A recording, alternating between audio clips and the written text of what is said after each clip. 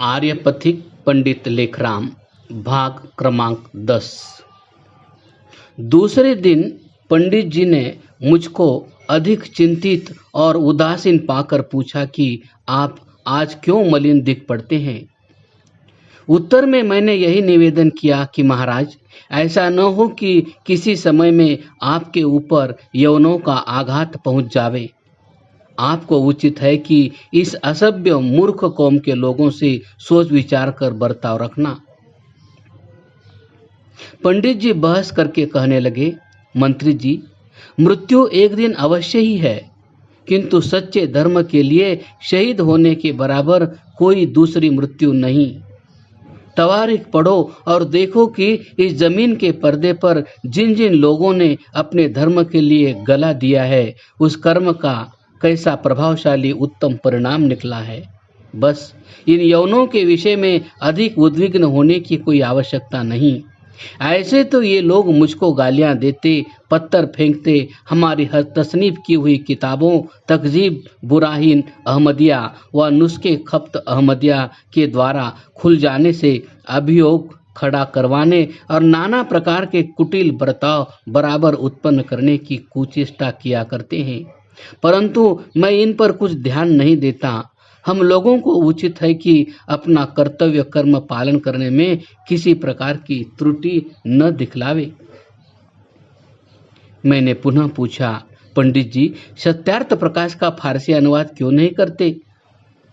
उत्तर में पंडित जी ने कहा, मंत्री जी, सोच तो रहा हूं कि स्वामी जी महाराज का जीवन चरित्र समाप्त कर सत्यार्थ प्रकाश का फारसी तर्जुमा कर यवन लोगों के मुख्य प्रदेशों की ओर प्रस्थान करूं। मैंने पुनः पूछा, मुख्य प्रदेशों से आपका क्या अभिप्राय है।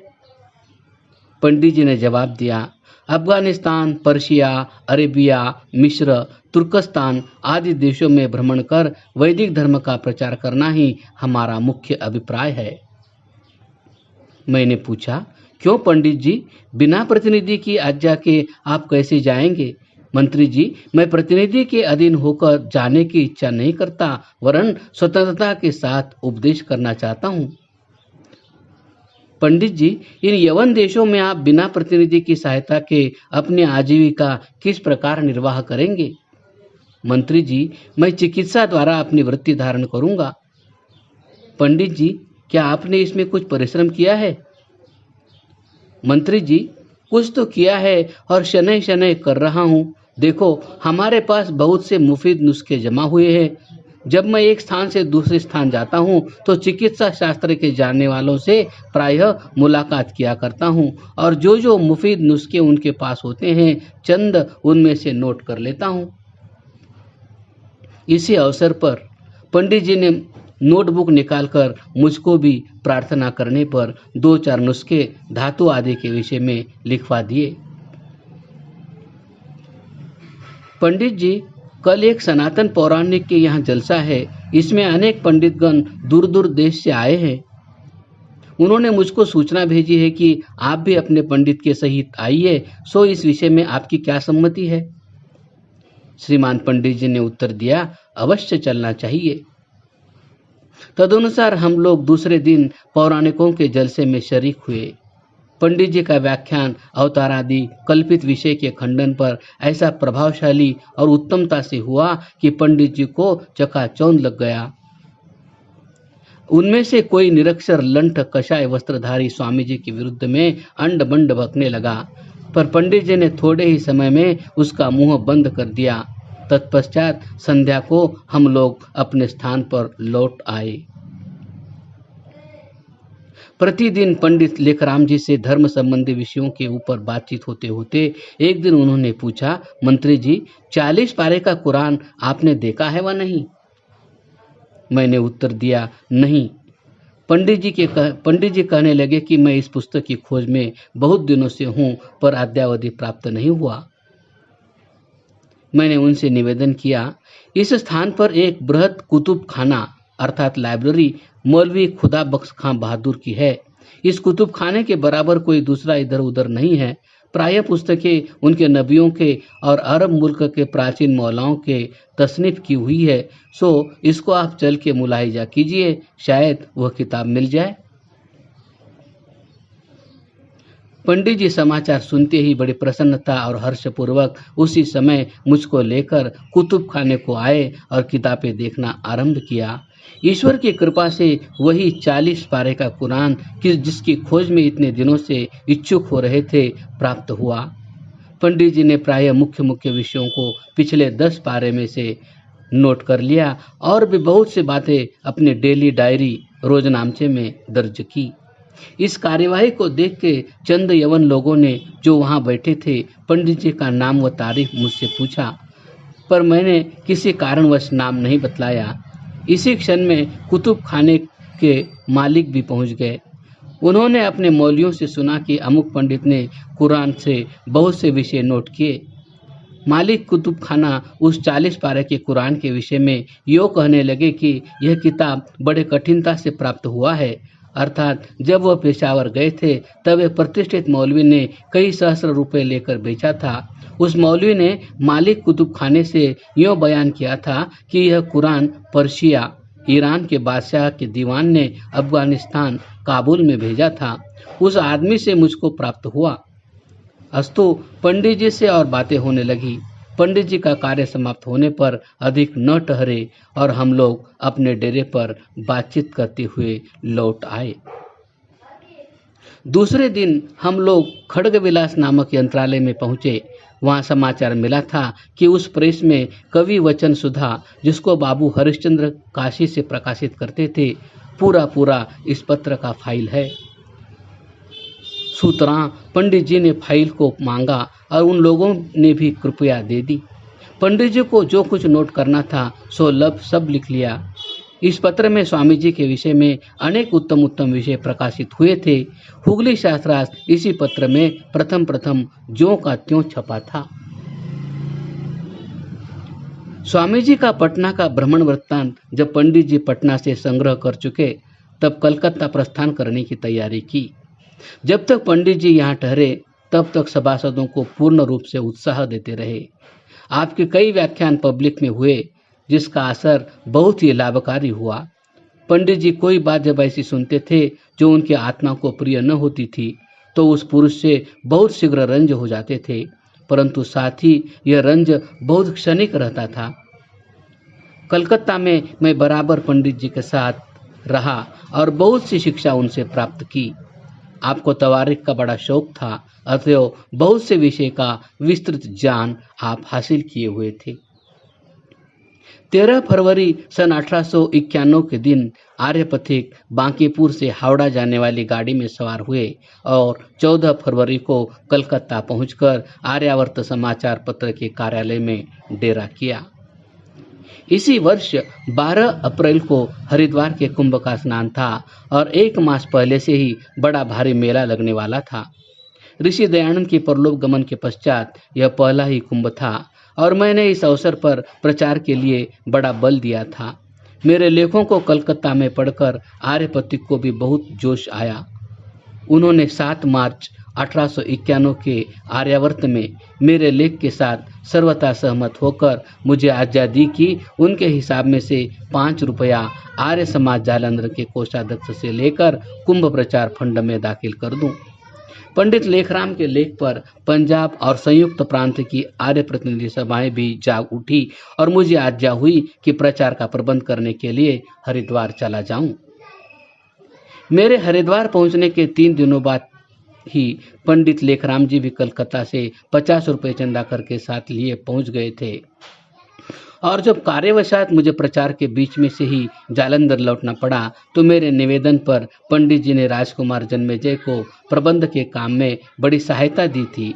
पंडित जी इससे पहले मुझे साधारण परिचित आदमियों में समझा करते थे, परंतु कुंभ प्रचार के लिए मेरी अपीलों को पढ़कर वह मुझसे अधिक प्रेम करने लग गए थे।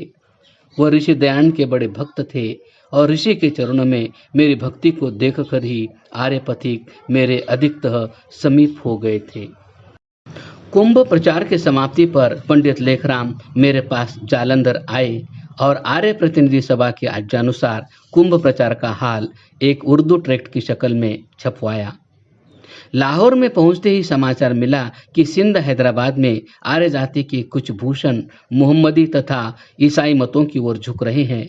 इस पर आर्य प्रतिनिधि सभा पंजाब के प्रधान की आज्ञा पाकर पंडित लेखराम ने उधर को प्रस्थान किया। सखर आर्य समाज के वार्षिकोत्सव में सम्मिलित होने के लिए पंडित लेखराम वैशाख 1948 के अंत में चले गए थे। स्वामी पूर्णानंद जी भी द्वाबा गुरुदासपुर उपदेशक मंडली की ओर से उक्त उत्सव में सम्मिलित थे। वहां विस्तृत समाचार मिला कि मोहम्मदी मत का सिंध हैदराबाद में जोर है और साथ ही यह भी पता लगा कि एक आमिल रईस अपने 2 लड़कों सहित मोहम्मदी मत स्वीकार करने को तैयार है। इससे बढ़कर यह प्रसिद्ध था कि कई युवक ईसाई मत की ओर अधिक झुक रहे हैं। आर्यपथिक यह समाचार सुनकर चुपके से कैसे लौट सकते थे। श्री पूर्णानंद जी सिंधी भाषा जानते थे, इसलिए उन्हें साथ लेकर पंडित लेखराम ने हैदराबाद का रास्ता लिया। ज्येष्ठ 1948 के आरंभ में ही ईसाई और मोहम्मदी मतों के खंडन की हैदराबाद में धूम मच गई।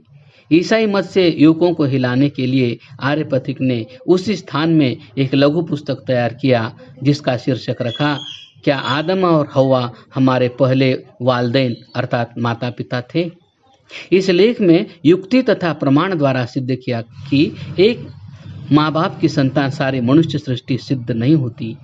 इसी प्रबल लेख का सार अपने व्याख्यान में देकर पंडित लेखराम ने 8 व 10 आर्य जाति के युवकों को ईसाई मत के गड्ढे में गिरते गिरते खींच लिया।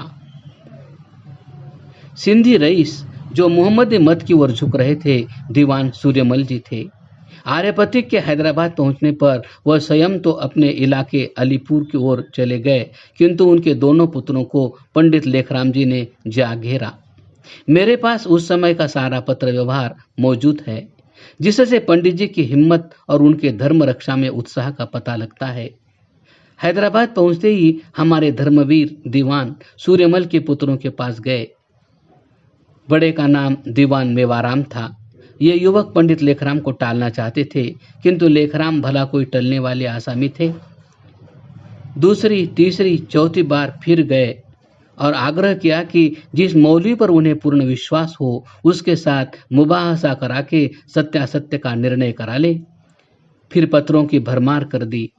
तब मजबूर होकर मौलवियों को सामने आना पड़ा। मौलवी सैयद मोहम्मद अली शाह के साथ सबसे पहला मुबाहसा हुआ। विवादास्पद विषय यह था कि मोहम्मद साहब के पास करामात थे व नहीं। मौलवी साहब तंग आ गए और कुछ उत्तर न दे सका। तब दूसरे मौलवियों ने पत्र व्यवहार शुरू किया। मौलवी मोहम्मद सद्दीक, हाजी सैयद गुलाम मोहम्मद, मुफ्ती सैयद फाजिल शाह, सैयद हैदर अली शाह, इन 4 महाशयों की ओर से बड़े बड़े लंबे पत्र आए। पंडित लेखराम ने सिंधी और उर्दू के पत्रों के उत्तर उर्दू में और फारसी के पत्रों के उत्तर फारसी भाषा में दिए। इस पत्र व्यवहार के पढ़ने से पंडित लेखराम की योग्यता का बड़ा उत्तम प्रमाण मिलता है। इस बड़े प्रयत्न का परिणाम यह हुआ कि दीवान सूर्यमल के दोनों पुत्रों को मोहम्मदी मत से घृणा हो गई और एक कुलीन आर्य परिवार की रक्षा का सौभाग्य आर्यपथिक को प्राप्त हुआ। यह जानना इस स्थान में मनोरंजक होगा कि प्रसिद्ध ब्रह्म समाजी वक्ता श्री प्रिंसिपल वासवानी M.A. उन दिनों हैदराबाद में विद्यार्थी थे और उनके दिल में अपने धर्मशास्त्रों का गौरव पंडित लेखराम से बातचीत करके और उनके व्याख्यान सुनने से बैठा था। लाड़काना के कुछ बलात् से मुसलमान किए हुओं का प्रार्थना पत्र पंडित जी के पास हैदराबाद में पहुंचा था। उन लोगों ने शुद्ध होकर आर्य समाज में प्रविष्ट होने की प्रार्थना की थी, किंतु बीमार होने के कारण उस समय लेखराम उनकी प्रार्थना को स्वीकार न कर सके। परंतु लेखराम का शुभ संकल्प फिर फलीभूत हुआ और अनेक कष्ट सहन करके उनमें सैकड़ों भाई वैदिक धर्म के शरण में आकर परमार्थ रूपी धन को संचय कर रहे हैं। हैदराबाद सिंध में ही पंडित लेखराम ने क्रिश्चियन मत दर्पण की तैयारी शुरू कर दी थी और सृष्टि उत्पन्न उत्पत्ति तथा उसके इतिहास पर जो गवेषणा पूर्वक व्याख्यान उक्त पंडित जी दिया करते थे, उस सब का विस्तार पूर्वक वर्णन तारीख की दुनिया नामी ट्रैक्ट रूप से उन्हीं दिनों तैयार किया गया था। सितंबर 1891 मास में पिछला ट्रैक्ट छप चुका था, जिसकी समालोचना 29 भाद्रपद संवत 1948 के प्रचारक में प्रकाशित हुई थी। मालूम होता है कि सिंध हैदराबाद से लौटकर पंडित लेखराम अधिकतः पंजाब में ही काम करते रहे। मिंट गुमरी आदि समाजों में व्याख्यान देकर लाहौर पहुंचे और वहां पौराणिक मतखंडन के व्याख्यानों की झड़ी लगा दी। फिर 11 अक्टूबर को अमृतसर आर्य समाज के वार्षिकोत्सव के समय आर्य धर्म पर ऐतिहासिक दृष्टि से बड़ा सारगर्भित व्याख्यान दिया। इसी व्याख्यान की प्रशंसा सद्धर्म प्रचारक में करते हुए मैंने देश भाषा के शॉर्टहैंड की आवश्यकता जतलाई थी। नवंबर के अंतिम सप्ताह में पंडित लेखराम लाहौर आर्य समाज के वार्षिकोत्सव में सम्मिलित रहे, जहां 29 नवंबर को अंतिम व्याख्यान उनका हुआ, जिसमें उन्होंने सारे संसार के मतों का मुकाबला करके सिद्ध किया कि केवल वैदिक धर्म ही मनुष्य को शांति दे सकता है। दिसंबर के दूसरे सप्ताह में साधु केशवानंद उदासी के शोर मचाने पर पंडित लेखराम जी को तार देकर आर्य प्रतिनिधि सभा के मंत्री जी ने बुलाया और नाहन राज्य में भेजा। साधु केशवानंद के साथ महाराज साहब के सामने बातचीत भी हुई और फिर आर्य पत्रिका के 4 व्याख्यान हुए, जिसके पश्चात नाहन में आर्य समाज की स्थापना हुई क्रमशः।